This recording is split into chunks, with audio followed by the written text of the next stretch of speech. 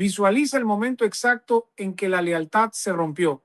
No fue con un disparo ni con un grito, sino con una transferencia bancaria encriptada y un conjunto de números enviados a un servidor seguro en Virginia, Estados Unidos. Las coordenadas exactas: 10 grados 30 minutos norte, 66 grados 55 minutos oeste. Fuerte Tiuna. Durante años, el régimen se jactó de tener un anillo de seguridad impenetrable, asesores cubanos, tecnología de contraespionaje rusa y un sistema de búnkeres subterráneos diseñados para resistir ataques aéreos, pero toda esa fortaleza de concreto y acero tenía una debilidad que ningún radar podía detectar: la avaricia humana. Hoy, el mundo conoce la verdad que Miraflores intentó ocultar hasta el último segundo. La caída de Nicolás Maduro no comenzó con los helicópteros negros cruzando el cielo de Caracas esa madrugada de enero. Comenzó semanas antes, en una reunión secreta, con un hombre que decidió que 15 millones de dólares valían más que 25 años de revolución. El informante no era un soldado raso ni un desertor cualquiera. Según fuentes de inteligencia filtradas tras la operación, estamos hablando de alguien con acceso directo al círculo íntimo, alguien capaz de caminar por los pasillos del palacio sin ser registrado. La pieza clave de esta traición no fue un micrófono escondido ni un teléfono satelital, sino un objeto mucho más personal, un símbolo de estatus que el propio dictador exhibía con orgullo en su muñeca izquierda. Las investigaciones apuntan a un regalo, un reloj de lujo, valorado en $50,000, entregado por un empresario venezolano que servía de puente entre el régimen y los negocios internacionales. Lo que Maduro no sabía es que ese reloj, una joya de la ingeniería suiza, había sido modificado. No solo marcaba la hora, marcaba su destino. Dentro de la caja de titanio, un microtransmisor pasivo, indetectable para los escáneres convencionales, emitía una señal de baja frecuencia cada vez que el objetivo se detenía por más de 2 horas en un mismo lugar. Fue este caballo de Troya de alta gama el que vendió la ubicación precisa. Mientras el régimen desplegaba señuelos y dobles para confundir a los satélites norteamericanos, el informante validaba los datos desde dentro. La confirmación final llegó 48 horas antes de la extracción. El mensaje fue corto y devastador: el objetivo está en el búnker 3. El reloj no se mueve. En Washington, la luz verde se encendió. En Caracas, la cuenta regresiva había comenzado y el hombre que entregó al líder del chavismo ya estaba asegurando su nueva vida lejos, muy lejos de la tormenta que estaba a punto de desatarse. El reloj seguía transmitiendo. Tic, tac. Cada segundo era un paso más hacia el abismo. Pero mientras la tecnología hacía su trabajo silencioso en los pasillos de mármol del poder chavista, otra maquinaria se ponía en marcha: la maquinaria del sálvese quien pueda.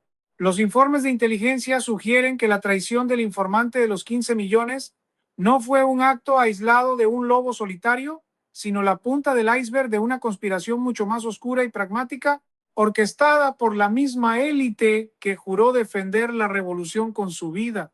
Hablamos de los herederos, esa nueva casta de la que poco se habla, pero que mucho controla.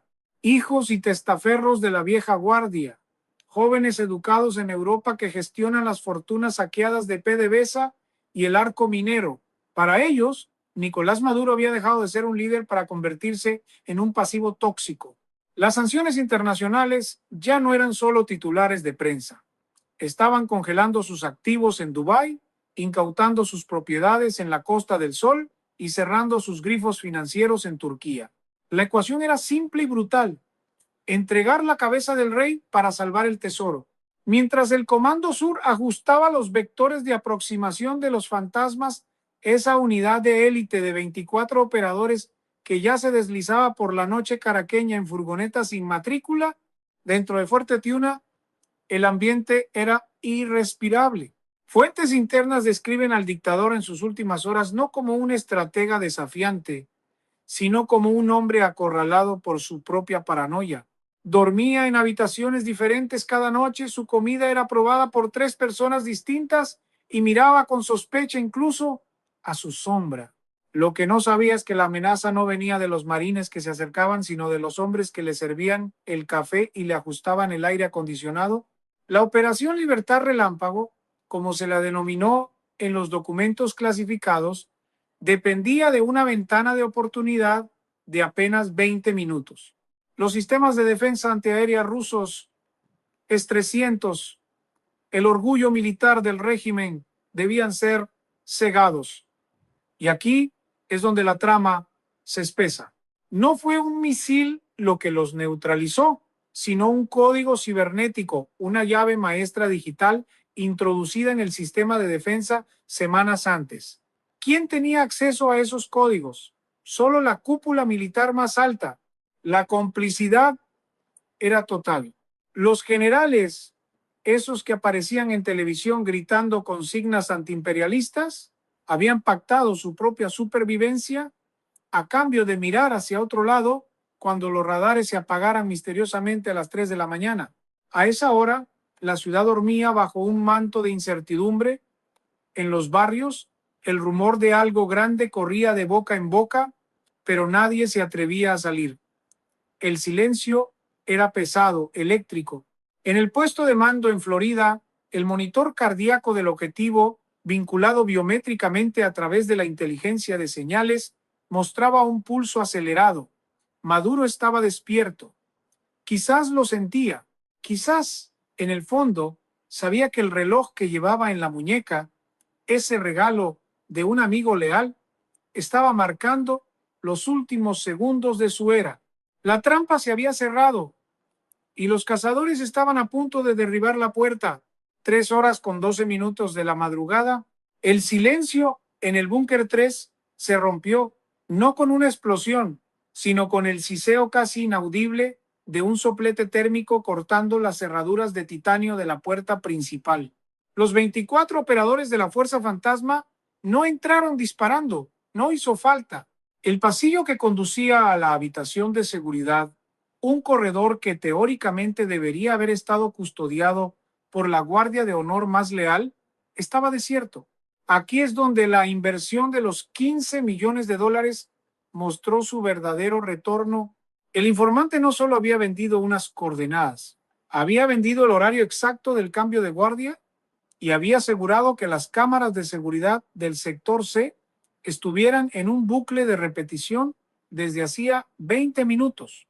Al entrar en la cámara principal, la escena no fue la de un tiroteo heroico, fue la imagen patética de la soledad del poder. Nicolás Maduro, el hombre que desafiaba al imperio en cadena nacional, estaba sentado al borde de una cama deshecha, vestido con ropa deportiva, mirando la pantalla de un teléfono satelital que no tenía señal. Se dice que cuando vio las luces láser de los fusiles apuntando a su pecho, su mirada se dirigió instintivamente a su muñeca izquierda, al reloj. En ese instante, la comprensión fue absoluta. No había sido la CIA, ni los drones, ni los opositores en las calles. Había sido traicionado por alguien a quien él llamaba hermano.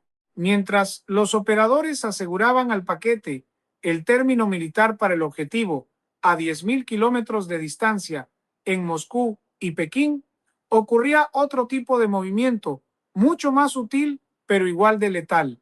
Los analistas de inteligencia señalan que, durante esa hora crítica, los teléfonos rojos en el Kremlin no sonaron. Rusia, que había sostenido al régimen con préstamos y armas durante una década, guardó un silencio sepulcral. ¿La razón? El pragmatismo geopolítico. Los informes económicos sugieren que Moscú ya había dado por perdida la deuda venezolana y prefería negociar con una nueva administración que seguir invirtiendo en un pozo sin fondo. La caída de Maduro ya estaba descontada en los mercados de futuros del petróleo. La extracción fue quirúrgica. En menos de 9 minutos, el dictador fue sacado del complejo por una ruta de servicio subterránea que desembocaba en una pista auxiliar lejos de las miradas curiosas. No hubo esposas de oro, solo precintos de plástico y una capucha negra. Afuera, la ciudad de Caracas empezaba a despertar. ignorante de que el centro de gravedad de su historia acababa de ser desplazado. El rotor de un helicóptero modificado, pintado de negro mate para absorber la luz de la luna, comenzó a girar en la oscuridad.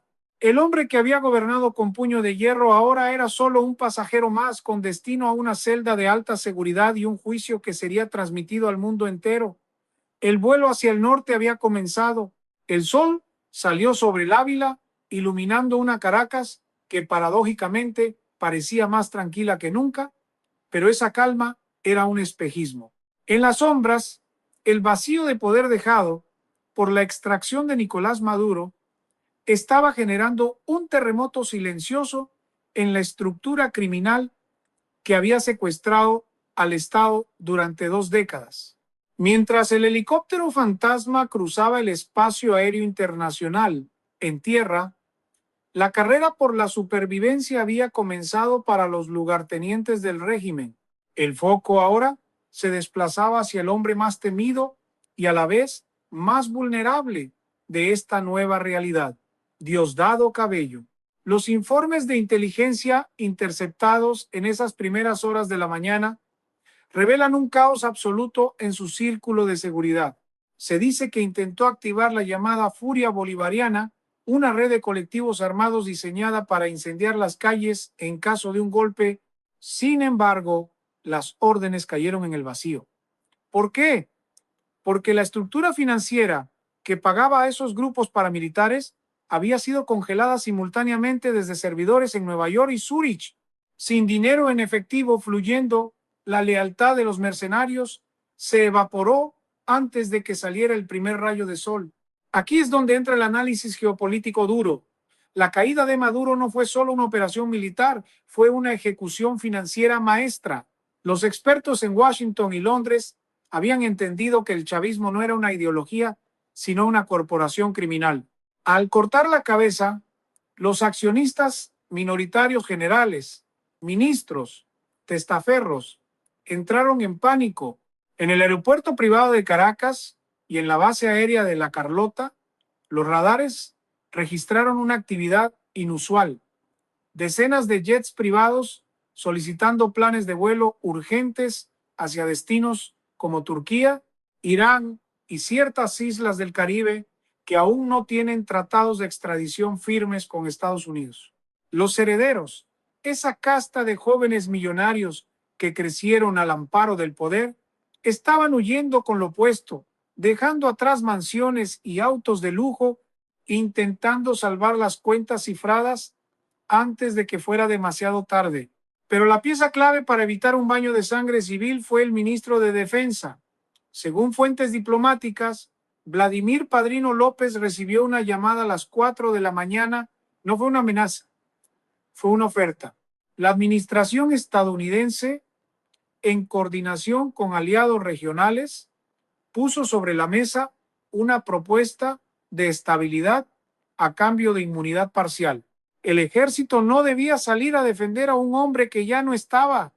Su nueva misión era mantener el orden y evitar que los grupos radicales de izquierda intentaran un contraataque suicida. El silencio de los cuarteles esa mañana fue la confirmación de que el pacto había sido aceptado. La lealtad militar, comprada durante años con concesiones mineras y control de importaciones, cambió de dueño en cuestión de horas. Mientras tanto, en los mercados internacionales, la noticia empezaba a filtrarse. Los bonos de la deuda venezolana, que valían centavos de dólar y eran considerados basura financiera, experimentaron un repunte insólito del 300% en las operaciones premercado de Wall Street. El mundo financiero no veía esto como un golpe de Estado, sino como una corrección de mercado masiva. La expectativa de una apertura petrolera y la reactivación de las licencias de Chevron y las empresas europeas transformaron el miedo en una especulación voraz. Venezuela, arruinada y saqueada, volvía a ser, en cuestión de minutos, el terreno más codiciado por los inversores de riesgo global. Pero en las calles, la gente común, ajena a estos movimientos de ajedrez macroeconómico, solo tenía una pregunta en sus ojos: ¿es esto real o es otra pesadilla? A medida que la adrenalina de la operación militar comenzaba a disiparse, una segunda ofensiva se ponía en marcha, esta vez sin balas, pero con una capacidad de destrucción igual de letal para la estructura del chavismo. La ofensiva forense, mientras los ciudadanos de Caracas se volcaban a las calles, rompiendo 2 décadas de miedo con un grito ahogado de libertad, equipos de auditores internacionales custodiados por fuerzas especiales ingresaban a los centros neurálgicos de la economía venezolana, la sede de PDVSA en la campiña y las bóvedas del Banco Central de Venezuela. Lo que encontraron allí superó cualquier informe de inteligencia previo. No había libros contables, había vacíos negros. Terabytes de información habían sido borrados remotamente horas antes de la caída. Pero los rastros físicos del saqueo eran imposibles de ocultar. En las oficinas de la alta gerencia, los agentes encontraron documentos triturados a medias que detallaban la ruta del oro, un esquema de contrabando que desviaba toneladas de lingotes hacia Turquía y los Emiratos Árabes Unidos a cambio de dinero en efectivo que nunca entraba a las arcas del Estado, sino a cuentas privadas en paraísos fiscales. Aquí es donde entra en juego la generación de los herederos, descrita en los informes de inteligencia como el talón de Aquiles moral del régimen. Durante años, mientras los hospitales venezolanos se quedaban sin luz y sin medicinas, los hijos de la cúpula, los llamados bolichicos, vivían una realidad paralela de opulencia obscena en Madrid, París y Miami. Ahora, con la caída del patriarca, su inmunidad diplomática se había evaporado. En tiempo real, las pantallas de televisión de todo el mundo comenzaron a transmitir imágenes de redadas simultáneas en el barrio de Salamanca en Madrid y en condominios de lujo en Florida. La casa de los activos robados había comenzado. La reacción internacional fue una avalancha diplomática. Países que durante años habían mantenido una postura ambigua, temerosos de perder el suministro petrolero, ahora se apresuraban a congelar activos para congraciarse con la nueva administración entrante. Suiza rompió su legendaria neutralidad bancaria para entregar listas de beneficiarios finales. Panamá abrió sus registros corporativos. Se estima que la cifra inicial de activos congelados en las primeras 24 horas superó los 30,000 millones de dólares, dinero suficiente para reconstruir el sistema eléctrico nacional 3 veces. Pero el golpe más duro para la psique del chavismo residual no fue la pérdida del dinero, sino la pérdida de la narrativa. A media tarde, se filtraron videos de los búnkeres personales de los jerarcas.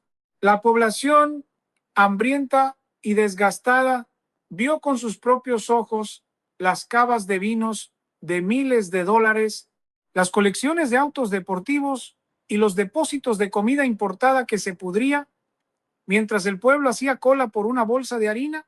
La indignación social se transformó en una energía incontrolable. Ya no era una celebración política, era un ajuste de cuentas moral. En medio de este torbellino, una figura clave reapareció en la escena, no físicamente, sino a través de un comunicado digital encriptado. El informante del reloj, el hombre que inició todo, envió un último mensaje a sus contactos en la CIA. No pedía más dinero, solo envió una lista de nombres. Eran los testaferros, los hombres de paja que guardaban los secretos más oscuros del régimen. Con esa lista en mano, la comunidad internacional tenía el mapa completo de la corrupción. La estructura criminal no solo había sido decapitada, estaba siendo desmembrada hueso por hueso, cuenta por cuenta, dejando al descubierto la gran mentira que había sostenido la revolución, que el bloqueo era el culpable de la miseria, cuando en realidad el enemigo siempre estuvo dentro de casa contando billetes mientras el país ardía. La imagen que definió el final de una era no fue una estatua derribada, sino una fotografía granulada tomada con un lente de largo alcance en la pista de aterrizaje de la base aérea de Homestead, en Florida.